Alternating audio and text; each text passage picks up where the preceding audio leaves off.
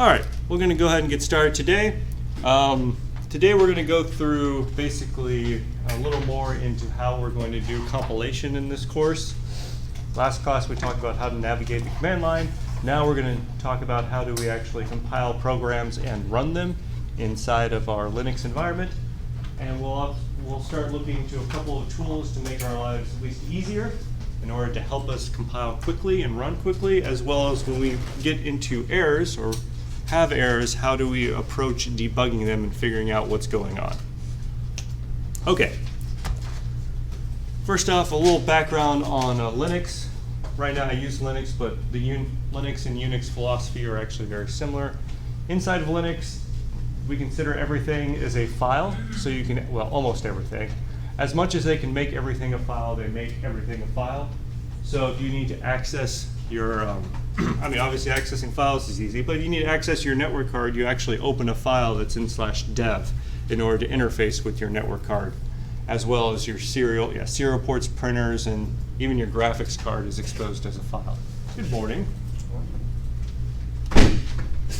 Let's see, as we talked about last time, it has creation, modification date, and permissions, and a bunch of other properties are stored on files. Therefore, your device will also have these properties as well. Okay. Directories are files because a directory is just a file that holds other files. So nothing too special there. Y'all should be used to this. If not, hopefully, well, you should be used to being able to create directories inside of directories, folders inside of folders, nothing new there. Inside the Linux, the slash directory is the top of everything. The /bin, or I'm sorry, /home is usually where your home files are stored. If I were to jump over here, do pwd, I have home quest, because right now I'm pwest. But if I do ls and /home, looks like there's a couple other users that have been on my system before. Same thing with yours. If you're the only one that's used it, you'll probably just see lost and found and then yourself. Bin is for a lot of the binaries, aka programs you want to run. Etc is where you store all the configurations. Good morning.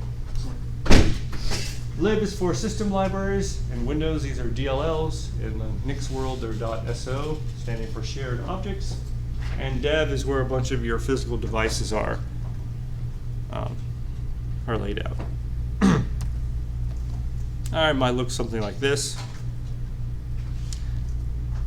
This should be a review, nothing new or nothing tricky, I guess. It does get a little weird how you mount certain things. You have to come up, if you want to read your CD-ROM, well, most modern operating systems, Linux environments will do it for you. But if not, you can do it from the command line using a mount. And what a mount does is it takes your, wherever your CD-ROM device is, so on this machine it was /dev/HDC, sometimes /dev/CD-ROM, and it says I want to take this device and be able to read it by putting it inside of this directory. And this is the command to do it, and then you could actually go in and start cd, ls, and do all the changes or manipulations or reading from the CD-ROM. CD-ROM's read-only, so you can't really edit it. But if you had an external hard drive, it would be the same thing where you'd mount it and then you can go in and start changing files. Console is the current console, aka what you are looking at, the GUI. TTY, so you're gonna, I only put this in here not because you really need to know it, but you're going to start seeing TTY a lot. Does anyone know what it stands for? So it's a teletypewriter. So back in the old days, I mean like 60s or no 70s actually, if you wanted to view something, you may not have a monitor. You may have to print it, or after printing, they came up with a special device so that you could print it or typewriter it to a screen, so it actually had a monitor. Actually, it was a little LED field, and that's why the TTY is there. What's happened is they basically just took the TTY and just kept adding to it until you have your current GUI console that you have nowadays. And the reason, and they still keep the old TTYs around for debugging purposes, because When it comes down to having an error, usually if you have an error, your GUI is going to go down, but your teletypewriter is still going to work. So you can hook up a serial port and at least interface with the system and do some debugging. So you're going to see TTY a lot. Just know that that stands for teletypewriter, or basically different ways to interface with your system. /dev null is probably my favorite device. It is a virtual device. It's not actually a physical device. And what it does is anytime you write something to it, it just immediately discards it. This is nice if something is, you have a program that just keeps spitting out data and you don't want to see it. You just pipe it. If you remember that greater than sign, take your program greater than sign, pipe it to dev null, and then it disappears.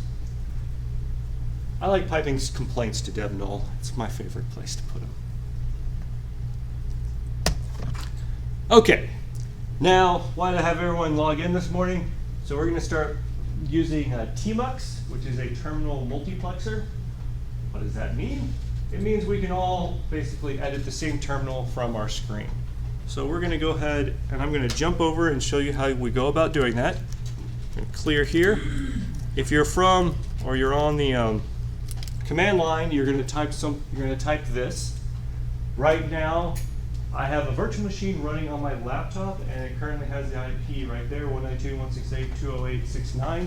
So you first must SSH over to it. If you have PuTTY, you need to double click on PuTTY, and it will say what IP address you want, and this is the IP address you want to put in there.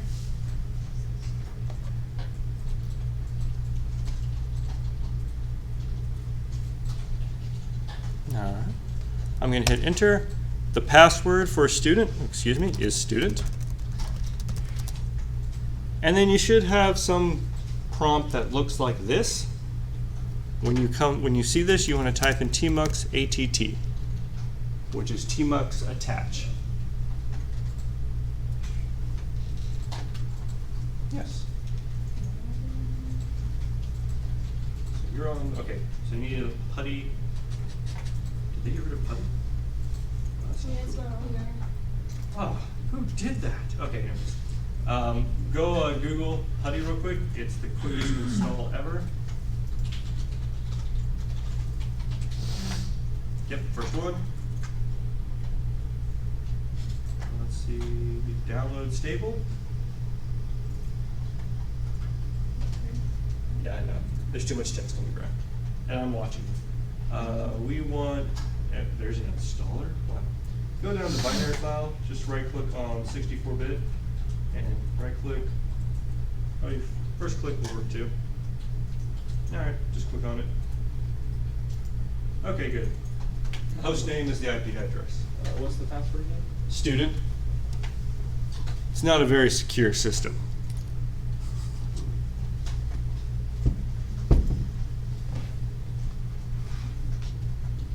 Yes? It won't let me install it. It says I have to be an admin. Oh, no, don't install it, just download the exe.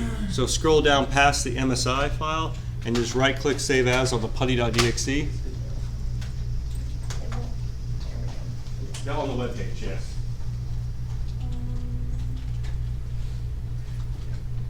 Right click. That'll work. Save or save. Yeah, save link as, sure. And then put it on your desktop so it'll be easy to find. See, we got a document going on. That's pretty cool. I think it's my contract. Okay. Yeah, so minimize. And then That's from. close that. And then, wow, it's taking so long for it to download. This file is not large. It's not even meg. Not even 3. At least last I checked it wasn't.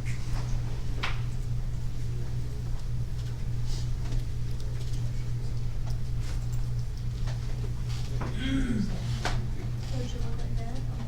Yes, perfect. Type in the IP address.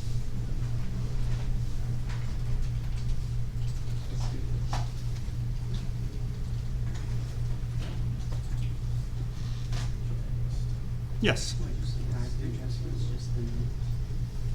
Yeah, type in, when it asks for a host name, it's your IP address 192.168.208.69, not 65, 69. 65 is my laptop. 69 is the virtual machine you're allowed to go in.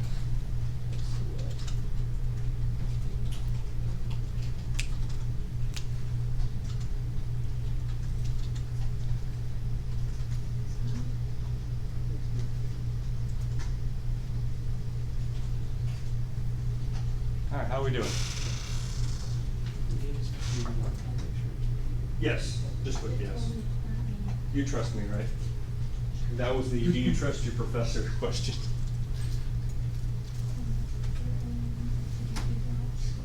Trust me to log in or something. Yeah, student.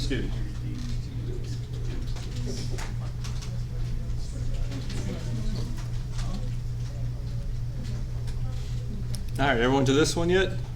Not yet? It keeps what? Timing out. Timing out? What IP address do you have? 208.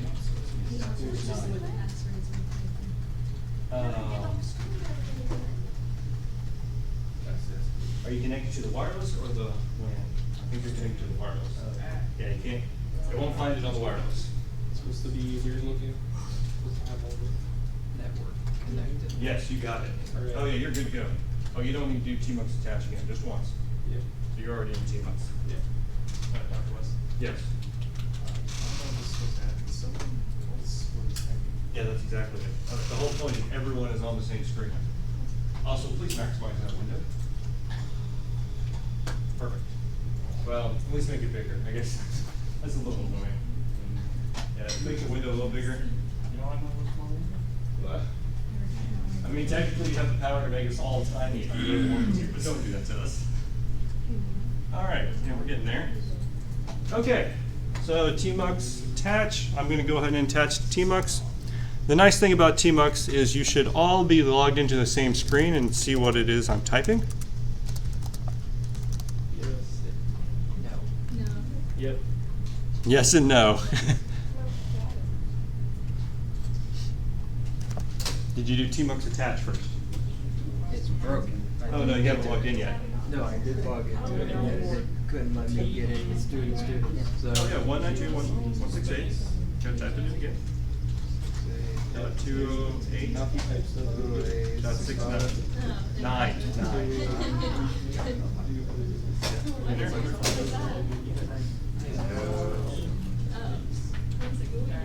Students.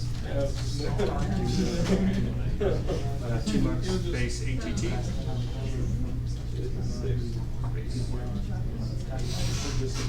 Here we are. All right.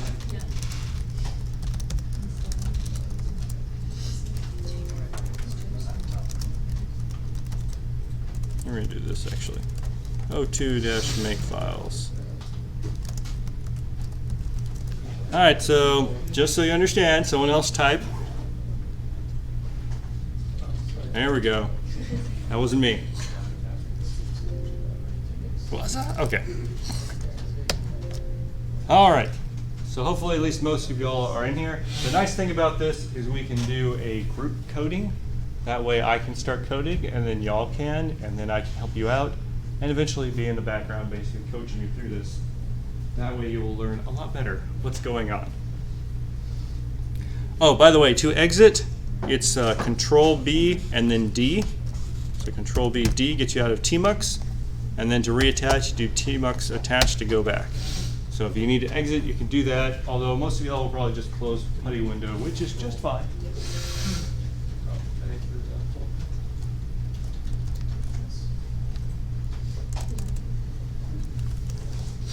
Ooh. So it's weird. All right, guys, what are y'all doing?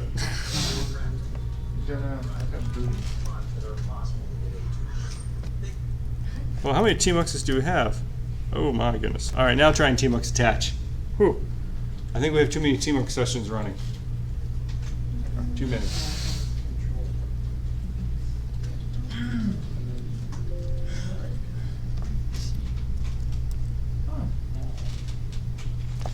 Are y'all in this window now? No?